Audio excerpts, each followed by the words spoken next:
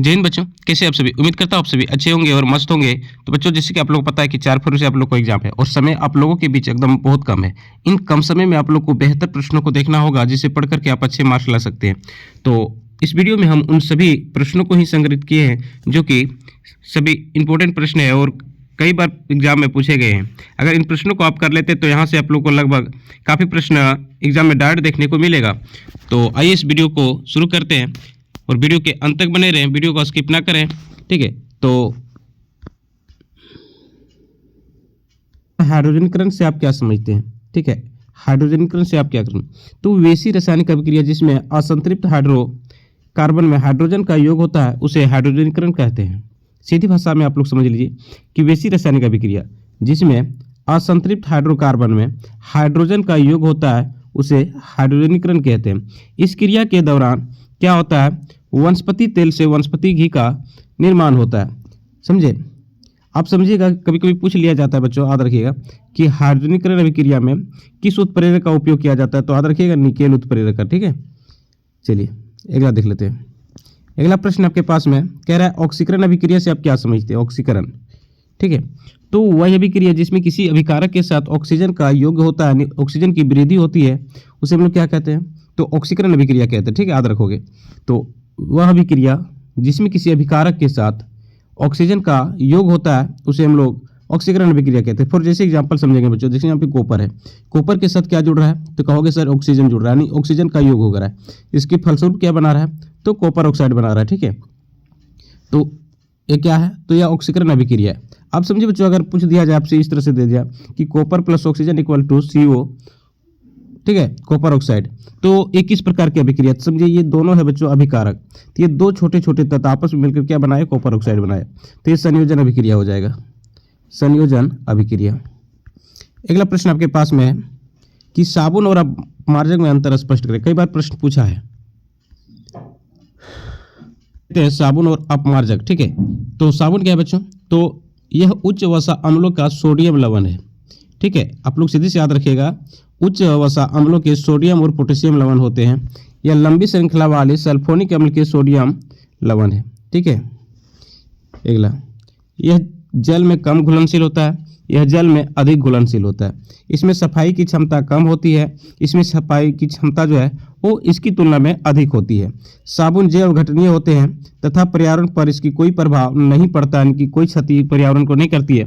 अपमार्जक जैव घटनीय नहीं होते हैं, अतः ये जल प्रदूषण के कारक होते हैं। तो इतना आप लोग को लिखना है और यहाँ से आप लोग को 3 मार्क्स मिलने वाला है, ठीक है।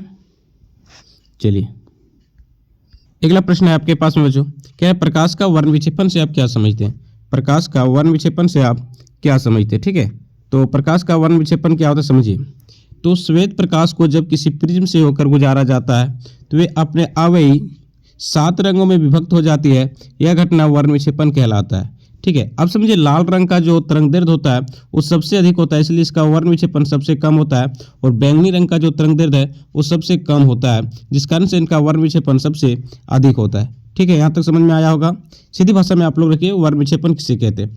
तो जब श्वेत प्रकाश को किसी प्रिज्म से होकर गुजारा जाता है, ठीक है, तो वह अपने अवयवी 7 रंगों में विभक्त हो जाती है। यह घटना प्रकाश का वर्ण विक्षेपण कहलाता है, ठीक है। देखिए ये प्रिज्म है जो, जब इससे श्वेत प्रकाश को गुजारा गया तो ये क्या हुआ कि ये 7 रंगों में विभक्त हो गया, ठीक है, 7 रंगों में विभक्त हो गया। यही घटना क्या कहलाता है, तो यही घटना प्रकाश का वर्ण विक्षेपण कहलाता है। अब ये 7 रंग कौन कौन होते हैं, तो याद रखिएगा, ठीक है, बेनी अपी नाला, ठीक है। तो याद रखिएगा, लाल रंग का तरंगदैर्घ्य सबसे अधिक होता है, जिस कारण से इनका प्रकाश का परिकिरण सबसे कम होता है। बैंगनी रंग का तरंगदैर्घ्य सबसे कम होता है, इसलिए इसका परिकिरण या तो वर्ण विक्षेपण सबसे अधिक होता है, ठीक है। बच्चों, आप लोग को कई बार पूछा गया है कि अतिभारण और लघुपतन से आप क्या समझते हैं, ठीक है। अतिभारण और लघुपतन से आप क्या समझते हैं, ठीक है। तो अतिभारण और लघुपतन क्या है इसको समझेंगे हम लोग, ठीक है। देखिए, किसी विद्युत परिपथ में प्रयोग होने वाली तारों के लिए धारा का मान अधिकतम होता है। यदि परिपथ में उपयोग होने वाले उपकरणों की शक्ति इस सीमा तक बढ़ जाती है तो इसे अतिभारण कहते हैं।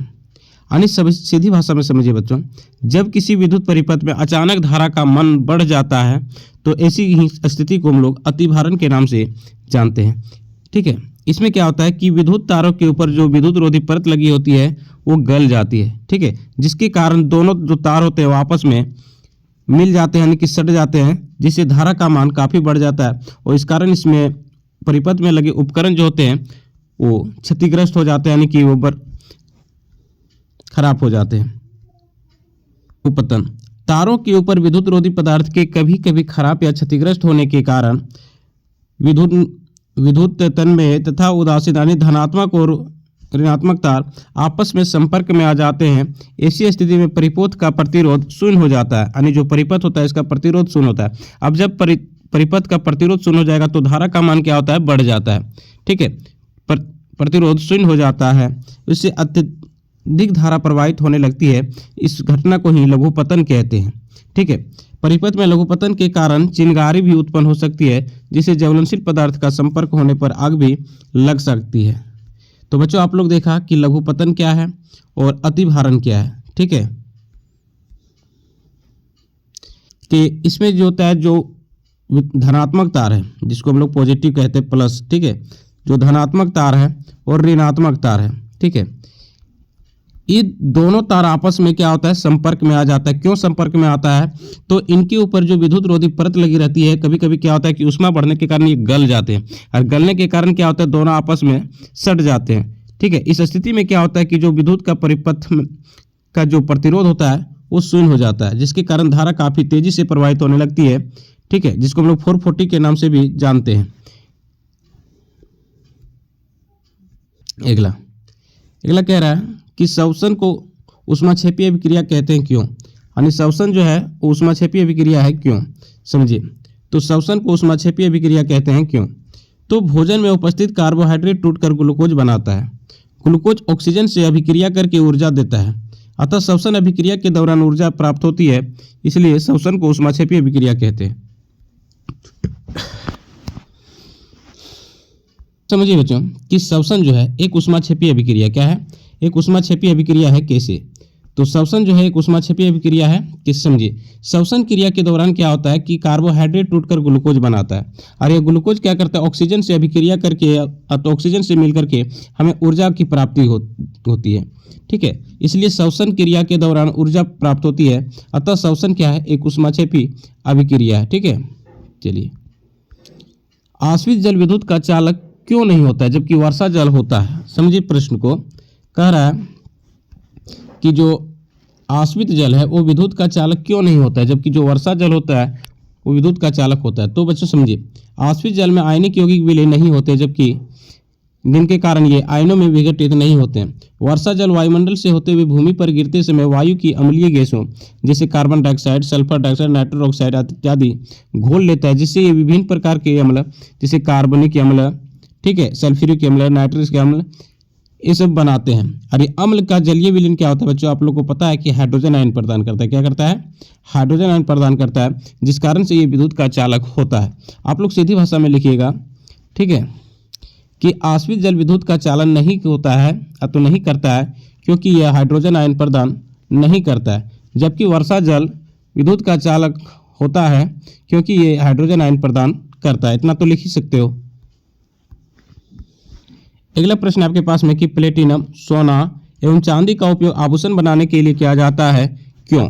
आप समझिए बच्चों, प्लेटिनम, सोना और चांदी इनका उपयोग जो है आभूषण बनाने के लिए किया जाता है। आखिर क्यों किया जाता है। प्लेटिनम, सोना एवं चांदी बहुत कम अभिक्रियाशील धातु है, साथ ही इनका संरक्षण भी नहीं होता है। इनकी चमक तेज होती है और बहुत पुराने हो जाने के बाद भी इनकी चमक बनी रहती है, जिन कारण इसका उपयोग आभूषण बनाने में किया जाता है। अब समझिए क्या कहने का अर्थ क्या है। देखिए बच्चों, प्लेटिनम, सोना और चांदी जो है ये बहुत कम अभिक्रियाशील होते हैं। क्या है कि बहुत ही कम अभिक्रियाशील होते हैं, जिन कारण क्या है ये वायु, जल तथा अम्ल किसी प्रकार से अभिक्रिया नहीं करता। अब किसी से अभिक्रिया नहीं करेगा तो क्या होगा कि संचरण नहीं होगा।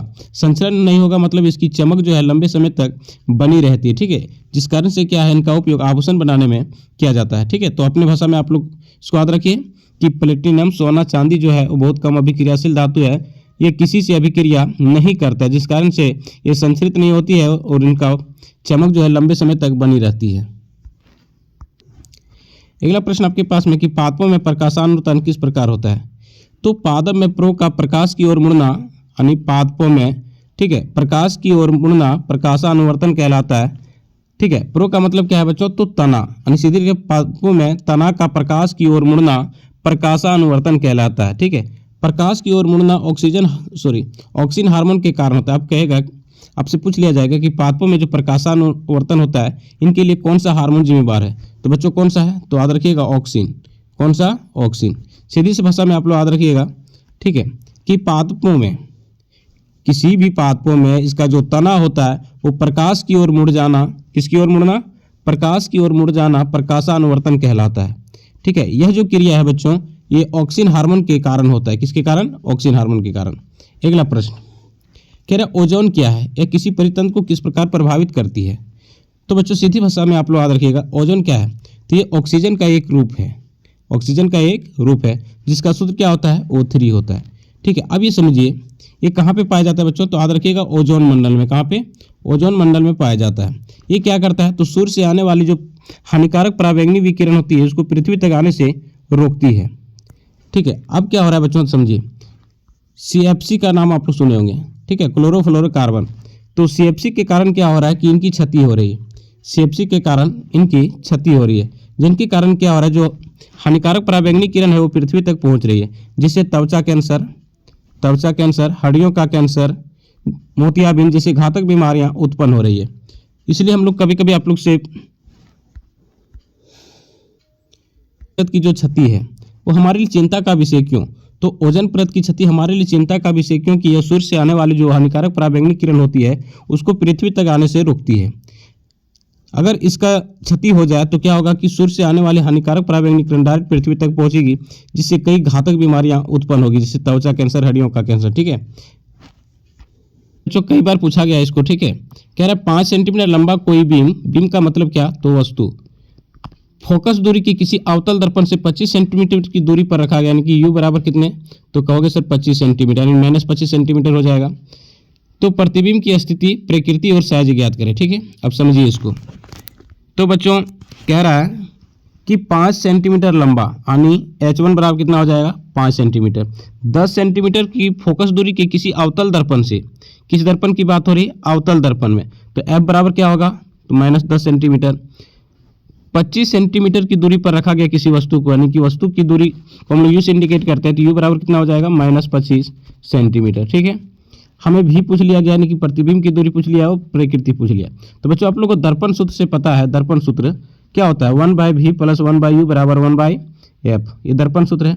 तो 1/v रहने देंगे, u का वैल्यू कितना है बच्चों, तो कहोगे सर -25 सेंटीमीटर, तो बैठा दिए 1/25, चूंकि माइनस में है इसलिए माइनस, प्लस माइनस क्या हो जाएगा, माइनस, बराबर 1/f, तो f का वैल्यू कितना है, 10। ठीक है। 1/v ए माइनस में दिख रहा है इधर, ठीक है, इधर ले जाएंगे तो क्या होगा, तो प्लस में हो जाएगा।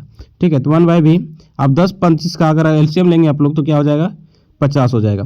तो 10 × 50 -5 प्लस 25 दूना 50 दो बार में, अब -5 में से 2 जमा दोगे तो क्या होगा बच्चों, -3/50। अब ये आंसर नहीं है बच्चों, ध्यान दीजिएगा, 1/v बराबर कितना आया है, तो कहोगे -3/50, इसलिए हमें भी चाहिए, तो क्या हो जाएगा 50/-3, क्या हो जाएगा 16.2/3। ठीक है। अब समझिए, अब भी का मान कितना आया, तो -50/3 सेंटीमीटर। तो इसकी प्रकृति क्या हो जाएगा, तो प्रतिबिंब वास्तविक तथा उल्टा बनेगा। कैसे बनेगा बच्चों, तो वास्तविक तथा उल्टा बनेगा, और अपनी जो वस्तु होगा उससे ये छोटा बनेगा। चलिए अब आवर्धन निकाल लेते हैं इसका। अब आवर्धन क्या होता है बच्चों, तो आवर्धन का सूत्र आप लोग पढ़े हैं कि क्या होता है कि m बराबर -v/u, पढ़े हैं ना। इसी को एक और पढ़े होंगे, H1/h। ठीक है। तो आवर्धन सूत्र से हम लोग जानते हैं कि H2/H1 बराबर क्या होता है, -v/u। ठीक है। तो बच्चों जो आएगा, ठीक है, हल कर लीजिए आप लोग। यानी आवर्धन सूत्र से क्या होता है, m बराबर क्या होता है, तो m बराबर होता है -v/u, यानी कि ऐसे लिखिएगा -v/u बराबर H1/h, इसमें बैठाइए। ठीक है। v का मान भी आप लोग को पता है, u का मान पता है, ठीक है, h भी पता है, H1 निकल जाएगा। ठीक है। इसको हल कर लीजिए आप लोग।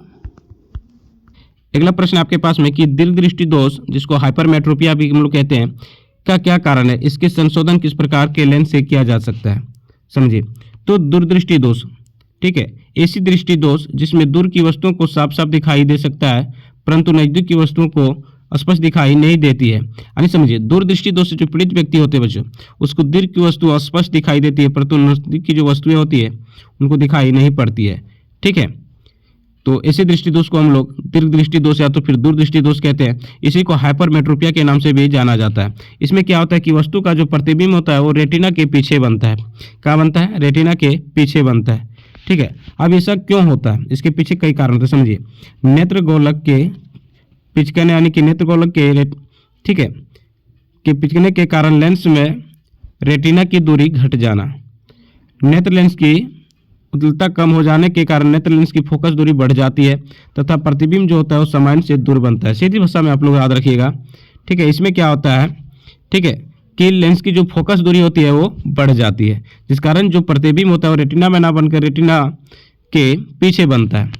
इस लेंस को इस दृष्टि दोष को किस लेंस की सहायता से ठीक करेंगे बच्चों? तो याद रखिएगा, उत्तल लेंस की सहायता से इसको संशोधित कर देंगे। अगला प्रश्न आपके पास में कि अम्ल और क्षारक में अंतर स्पष्ट करें। अम्ल और क्षार में, तो बच्चों अम्ल किसे कहते हैं और क्षार किसे कहते हैं? ठीक है, तो सीधी सी भाषा में आप लोग इसको दो कलम बनाइएगा। इसको देखिए, तो अम्ल जो होता है इनका स्वाद खट्टा होता है। ठीक है, इनका स्वाद कड़वा होता है। क्या होता है? कड़वा होता है। ये नीले लिटमस पत्र को लाल कर देता है, ये लाल लिटमस पत्र को नीला कर देता है। ठीक है, इनका पीएच मान 7 से कम होता है, इनका पीएच मान 7 से अधिक होता है। इनका जलीय विलयन हाइड्रोजन प्रदान करता है, इनका जलीय विलयन हाइड्रोक्सिल आयन प्रदान करता है। ठीक है, यह क्षारक को उदासीन कर देता है, यह अम्ल को उदासीन कर देता है। इतना आप लोग लिख लेना है और यहाँ से 3 मार्क्स आप लोग को मिलने वाला है। ठीक है, अगला प्रश्न बच्चों कि मैक्सवेल का दक्षिण हस्त अंगूठा नियम क्या है? यानी किसकी बात हो रही? तो मैक्सवेल की दक्षिण हस्त अंगूठा नियम क्या है? तो मैक्सवेल का दक्षिण हस्त अंगूठा नियम के अनुसार यदि किसी धारावाही तार को अपने दाहिने हाथ से इस प्रकार पकड़े कि अंगूठा धारा की दिशा में तना रहे तो अंगुलियां जो होगी वो चारों ओर चालक के चुंबकीय क्षेत्र की दिशा की ओर लिपटी होगी। समझिए सीधी भाषा में। ठीक है, कह रहा है मैक्सवेल के दक्षिण हस्त अंगूठा नियम के अनुसार यदि हम किसी धारावाही चालक को दाहिने हाथ से इस प्रकार पकड़े कि अंगूठा धारा की दिशा की ओर इंगित करे तो अंगुलियां जो होगी चुंबकीय क्षेत्र की रेखाओं की ओर सिमटी होगी। आप लोग यहाँ देख रहे होंगे। ठीक है, यानी अंगूठा जो है बच्चों, ठीक है, अंगूठा जो है धारा की दिशा की ओर इंगित करे तो जो चारों उंगलियां हमारी होगी वो चुंबकीय क्षेत्र रेखाओं में लिपटी होगी। ठीक है, यानी जो उंगलियां है देखिए चुंबकीय क्षेत्र की दिशा में लिपटी है और ये जो अंगूठा दिख रहा है ये क्या है? तो धारा की दिशा की ओर प्रदर्शित कर रही है। अगला प्रश्न कह रहा है पारा के मुख्य अयस्क का नाम सूत्र लिखें। यानी कि पारा, ठीक है, इस गैस को किस विधि द्वारा धातु ऑक्साइड में बदला जाता है? पारा धातु को उसके अयस्क से निष्कर्षण में प्रयुक्त समीकरण को लिखिए। अब समझिए बच्चों, पारा क्या है? आप लोग देखिए, पारा जो है एक मात्र धातु है जो कमरे के ताप पर द्रवावस्था में पाया जाता है। याद रखिएगा, यानी कि पारा जो है एक मात्र धातु है जो कमरे के ताप पर, ठीक है, कमरे के ताप पर किस अवस्था में पाया जाता है? तो द्रवावस्था में पाया जाता है। ठीक है, अगर आपसे पूछ लिया जाए कि कौन सी धातु है जो कमरे के ताप पर द्रवावस्था में पाया जाता है तो आप लोग बेहिचक कहोगे सर पारा। क्या है? पारा। ठीक है, इसके बाद आप लोग से पूछ जाता है कि कौन सा अधातु है, कौन सी अधातु है जो कमरे के ताप पर द्रवावस्था में पाया जाता है? तो याद रखिएगा ब्रोमीन। क्या है? ब्रोमीन। तो जो पारा है, पारा गैस का नाम क्या है बच्चों? तो कहोगे सर सिनेबार। क्या है? सिनेबार। इसका सूत्र क्या होता है? HgS। तो सिनेबार सल्फाइड अयस्क है, इसलिए इसे भर्जन विधि द्वारा धातु ऑक्साइड में बदला जा सकता है। किस विधि द्वारा? तो भर्जन विधि द्वारा। के हो जाएगा कि सिनेबार अयस्क सल्फाइड अयस्क है, ठीक है, इसलिए इसे भर्जन विधि द्वारा धातु ऑक्साइड में बदला जा सकता है। ठीक है, यहाँ हो जाएगा HgS प्लस O2, ये उष्मा देंगे तो क्या हो जाएगा? HgO, ठीक है, प्लस SO2। फिर क्या हो जाएगा? HgO को उष्मा कर देंगे, ठीक है, तो ये Hg यानी पारा प्लस ऑक्सीजन। तो इस प्रकार से पारा धातु को प्राप्त किया जा सकता है। अगला बच्चों आपके पास में कि समावता से आप क्या समझते हैं? ठीक है, तो ऐसे यौगिक जिनका अणुसूत्र समान होता है लेकिन संरचना सूत्र भिन्न भिन्न होता है उसे समावता कहते हैं। ठीक है, क्या कहते हैं बच्चों? समावय कहते हैं और इस घटना को हम लोग समावता के नाम से जानते हैं। समझिए यहाँ पे, यानी कि ऐसे यौगिक जिनका अणुसूत्र समान होता है लेकिन इनकी जो संरचना सूत्र होता है वो भिन्न भिन्न होती है, तो ऐसी यौगिक हम लोग को समावय कहते हैं और इस घटना को समावता कहते हैं। क्या कहते हैं? समावता कहते हैं। समानता में क्या होता है बच्चों, यानी ऐसा यौगिक जिनका अणुसूत्र जो होता है वो समान होता है, लेकिन इनकी संरचना सूत्र जो होता है वो भिन्न भिन्न होता है। ठीक है, तो याद रखिएगा। अगला प्रश्न आपके पास में कि मेंडल के प्रयोग से कैसे पता चला कि विभिन्न लक्षण स्वतंत्र रूप से वंशानुगत होते हैं। समझिए, तो मेंडल ने अपने कुछ प्रयोगों में मटर पौधे के दो विकल्पी जोड़ों का अध्ययन करने के लिए संकरण कराने की बाई क्रॉस करवाया। इनके लिए गोल बीजों वाले लंबे पौधे और झुर्रीदार बीजों वाले बौने पौधे के बीच संकरण कराया, और इसके फलस्वरूप उसने पाया कि F1 जो पीढ़ी होगा, जो प्रथम पीढ़ी होगा, उसमें सभी पौधे लंबे और गोल बीज वाले थे। ठीक है, इससे पता चलता है कि लंबाई तथा बीज का गोल आकार प्रभावी लक्षण है। दूसरा, जब दूसरी पीढ़ी में क्रॉस कराया तो उसने पाया कि पीढ़ी में कुछ पौधे नए संयोजन प्रदर्शित करते हैं, यानी नए गुणों को प्रदर्शित करते हैं। जैसे कुछ पौधे लंबे थे परंतु झुर्रीदार बीजों वाले थे, जबकि कुछ पौधे बौने और गोल बीज वाले भी थे। ठीक है, तो इन दोनों से पता चलता है कि लंबाई, बौनापन, बीजों का गोल होना अथवा झुर्रीदार होना परस्पर स्वतंत्र लक्षण है। ये स्वतंत्रता पूर्वक वंशानुगत होते हैं। ठीक है, ये बच्चों ये किताबी लैंग्वेज है, आप अपने भाषा में समझिए। यानी मेंडल ने जो प्रयोग किया, तो मेंडल ने प्रयोग करने के लिए किस पौधे का चयन किया था बच्चों, तो मटर पौधे का चयन किया था। तो उसने दो किस्म के पौधों को लिया था, एक शुद्ध प्योर शुद्ध पौधे को लिया था, ठीक है, यानी जिसको टीटी से हम लोग जानते हैं, और एक शुद्ध बौना पौधा लिया।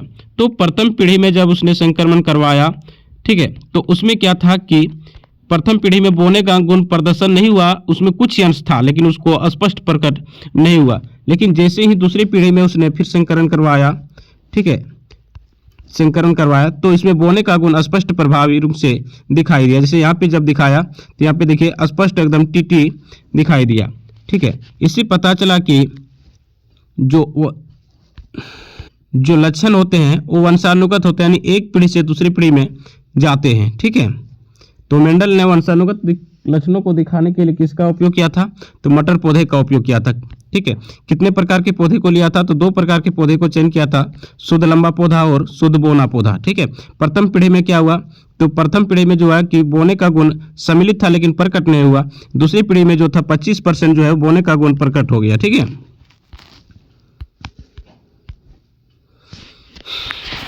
इसमें कि एक ग्वाला ताजे दूध में बेकिंग सोडा क्यों मिलाता है। ठीक है, ताजे दूध के पीएच मान में 6 से बदलकर थोड़ा क्षारीय क्यों बना दिया जाता है, समझिए यहाँ पे। तो बच्चों बेकिंग सोडा की प्रकृति जो होती है वो क्षारीय होती है। जब बेकिंग सोडा को दूध में मिलाया जाता है तो दूध की प्रकृति भी क्या हो जाती है, क्षारीय हो जाती है, जिस कारण से दूध जो जल्दी से फटता नहीं है। अब समझिए, बेकिंग सोडा मिलाने पर दूध की प्रकृति क्षारीय हो जाती है, जो जल्द खट्टा होने अथवा अम्लीय होने या तो फिर दही बनने से इसको रोकती है। इसलिए दूध को दही बनने में अधिक समय लगता है। अब देखिए, दूध से दही बनने में, ठीक है, कौन सा जीवाणु लाभदायक होता है बच्चों, तो उपयोग होता है, तो कहोगे सर लैक्टोबैसिलस। क्या, लैक्टोबैसिलस। ठीक है, लैक्टोबैसिलस। अब दही में कौन सा अम्ल पाया जाता है, तो लैक्टिक अम्ल पाया जाता है। ठीक है, अब दूध से अगर दही बन जाएगा तो इसका पीएच मान में क्या परिवर्तन होता है, तो पीएच मान घट जाएगा। अब समझिए दूध का पीएच मान मान के चलिए 6.4 होता है। ठीक है, कितना होता है, 6.4।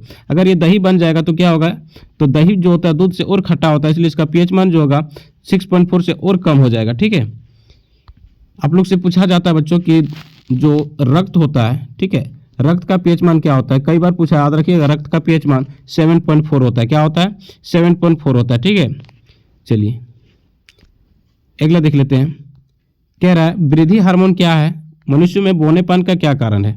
वृद्धि हार्मोन क्या है और मनुष्य में बौनेपन का क्या कारण है। ठीक है, तो समझिए क्या होता है।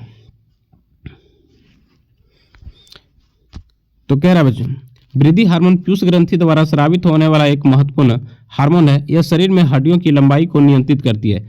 इसके अधिक स्राव से, यानी उसके अधिक स्रावित होने से व्यक्ति अनावश्यक रूप से बहुत लंबा हो जाता है और इसकी कमी के कारण व्यक्ति बौना हो जाता है। आप लोग समाज में देखे होंगे बच्चों कि कुछ व्यक्ति ऐसे होते हैं जो काफ़ी लंबे दिखाई देंगे आपको।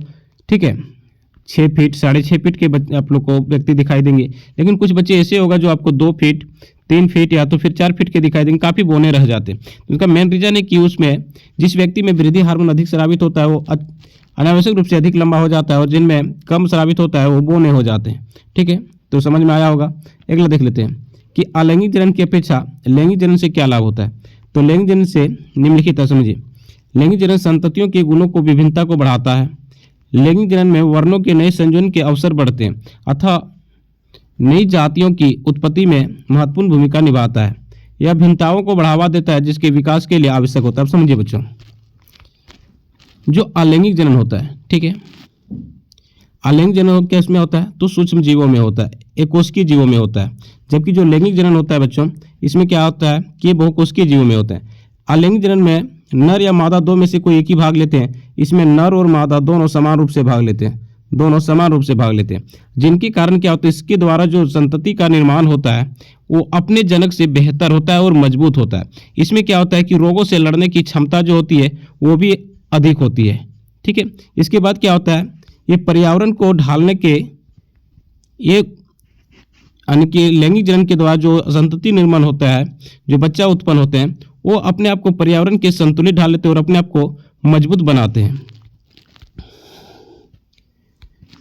अलैंगिक जनन होता है तो उसमें जो होता है इस प्रकार के गुण नहीं पाए जाते। इसके बाद क्या होता है बच्चे, लैंगिक जनन में जो संतति निर्माण होता है वो अपने जनक जो होता है माता पिता, उनसे कई गुना बेहतर होता है। आप लोग देखे होंगे कि माता पिता जो होता है वो काला होता है, ठीक है, उससे जो संतति निर्माण होता है उससे भी बेहतर होता है। ये क्यों होता है? तो इसमें दो अलग अलग किस्म के डीएनए के मिलने के कारण होता है, ठीक है, डीएनए के मिलने के कारण होता है। अगला प्रश्न आपके पास में कि आकाश का रंग नीला क्यों दिखाई देता है? देखिए आकाश का रंग नीला, देखिए सब आकाश का रंग एक्चुअली जो है बच्चों ये सफेद है, लेकिन ये नीला दिखाई देता है क्यों? तो प्रकाश परिकिरण के कारण दिखाई देता है, ठीक है। हम लोग जानते हैं बच्चों कि जिस रंग का तरंग दैर्ध्य जो होता है सबसे अधिक होता है उसका परिकिरण सबसे कम होता है, और जिस रंग का तरंग दैर्ध्य सबसे कम होता है उसका परिकिरण सबसे अधिक होता है। तो यहाँ पे बैंगनी रंग है जो बच्चों, बैंगनी रंग, उसका तरंग दैर्ध्य सबसे कम होता है, जिन कारण से इसका परिकिरण सबसे अधिक होता है। आकाश नीले रंग प्रकाश के परिकिरण के कारण दिखाई देता है। याद रखिएगा, प्रकाश के तरंग दैर्ध्य एवं परिकिरण में व्युत्क्रमानुपाती का संबंध है। मतलब कहने का अर्थ अभी हमने जस्ट समझाया कि जिसका तरंग दैर्ध्य अधिक होगा उसका परिकिरण कम होगा, और जिसका तरंग दैर्ध्य कम होगा, ठीक है, उसका परिकिरण अधिक, और जिसका अधिक होगा उसका परिकिरण कम होगा। तो जिस प्रकाश का तरंग दैर्ध्य जितना कम होता है उसका परिकिरण उतना ही अधिक होता है। क्योंकि बैंगनी रंग का जो तरंग दैर्ध्य है वो सबसे कम है, अतः इसका परिकिरण अधिक होता है, जिस कारण आकाश का रंग नीला दिखाई देता है। समझे? अब समझे बच्चों, कई बार पूछा जाता है कि अंतरिक्ष से देखने पर, कहाँ से? अंतरिक्ष से देखने पर आकाश काला दिखाई देता है, क्यों? क्योंकि वहाँ पे वायुमंडल नहीं होता है बच्चों, ठीक है, वायुमंडल की अनुपस्थिति के कारण काला दिखाई देता है। अंतरिक्ष को जो होता है आकाश काला दिखाई देता है। अगला, चुंबक के निकट लाने पर दिक्सूचक की सुई विक्षेपित क्यों हो जाती है? कई बार प्रश्न को पूछा है। तो दिक्सूचक की सुई एक क्षण चुंबक की तरह कार्य करती है, जिनके दो ध्रुव दक्षिणी ध्रुव तथा उत्तरी ध्रुव होते हैं। जब चुंबक को इसके निकट लाया जाता है तो चुंबक द्वारा दिक्सूचक के सुई पर एक चुंबकीय बल लगाता है, जिनके कारण दिक्सूचक की सुई विक्षेपित होना प्रारंभ कर देती है।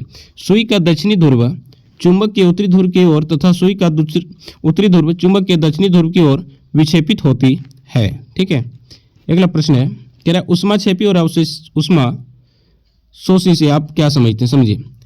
तो ऊष्माक्षेपी का मतलब क्या होता है बच्चों? तो ऐसी रासायनिक अभिक्रिया जिसमें उत्पाद के साथ साथ ऊष्मा का भी निर्माण होता है उसे ऊष्माक्षेपी अभिक्रिया कहते हैं। फॉर जैसे एग्जांपल कार्बन प्लस ऑक्सीजन, तो क्या बनेगा? Carbon dioxide. इसके साथ में ऊर्जा का भी निर्माण हो रहा है, तो ये क्या हो जाएगा? तो कहोगे सर ऊष्माक्षेपी अभिक्रिया। सबसे ज्यादा पूछने वाला प्रश्न है श्वसन एक ऊष्माक्षेपी अभिक्रिया है क्या?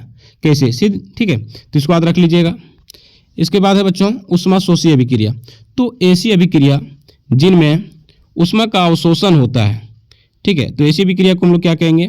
ऊष्मा शोषी अभिक्रिया। यानी कि ऐसी अभिक्रिया जिसमें ऊष्मा देने के बाद अभिक्रिया संपन्न होती है तो उसे हम लोग ऊष्मा शोषी अभिक्रिया कहेंगे। जितनी भी वियोजन अभिक्रिया बच्चों, ठीक है, ये लगभग सारे जो हैं वो ऊष्मा शोषी होते हैं। जितने संयोजन अभिक्रिया है, ठीक है, ये सारी अभिक्रिया जो होते हैं ऊष्माक्षेपी होता है। अगला कह रहा है प्लास्टर ऑफ पेरिस के महत्वपूर्ण उपयोग को लिखें। अब प्लास्टर ऑफ पेरिस, जिप्सम, ठीक है बच्चों, प्लास्टर ऑफ पेरिस का सूत्र क्या होता है? कहोगे सर CaO4 × ½ H2O होता है, ठीक है, क्या होता है? ½ H2O। लेकिन अगर आपसे जिप्सम का पूछ लिया जाए तो क्या होगा? CaO4 × 2H2O, ठीक है, याद रखिएगा 2H2O। अब समझिए प्लास्टर ऑफ पेरिस का उपयोग कहाँ पे है बच्चों? ये टूटी हुई हड्डियों को प्लास्टर करने में, खिड़की दरवाजे इत्यादि के जो छिद्र होते हैं उनको बंद करने में, खिलौने सजावटी इत्यादि बर्तन मूर्तियाँ इत्यादि के ढांचे निर्माण में, ठीक है। तो प्लास्टर ऑफ पेरिस के कई उपयोग हैं। सबसे पहला टूटी हुई हड्डियों के प्लास्टर करने में, खिड़कियों दरवाजों के छिद्रों को बंद करने में, खिलौनों के निर्माण में, सजावटी सामानों के निर्माण में, बर्तनों के निर्माण में, ठीक है, और मूर्ति के जो ढांचे होते हैं उनके निर्माण में। ठीक है, अगला, धातु ऑक्साइड की प्रकृति क्षारीय होती है क्यों? ठीक है बच्चों, तो धातु ऑक्साइड का जलीय विलयन लाल टेक्टोनिक पदार्थ को नीला कर देता है, इसलिए धातु ऑक्साइड की प्रकृति क्षारीय होती है, क्योंकि जल में घुलकर ये धातु ऑक्साइड क्षार बनाते हैं। ठीक है, आपसे पूछ लिया जाता है कि धातु ऑक्साइड की जो प्रकृति होती है वो कैसी होती है बच्चों, तो याद रखिएगा क्षारीय होती है। और धातु ऑक्साइड की प्रकृति कैसी होती है, तो याद रखोगे अम्लीय होती है। ठीक है, ये सारे प्रश्न इजी है बच्चों, लेकिन ये एग्जाम के लिए काफ़ी इंपॉर्टेंट है। इस प्रश्न को जितना बार आप लोग चाहे इसको रिवीजन कीजिए, तब जिससे अच्छे नंबर आप लग सकते हैं।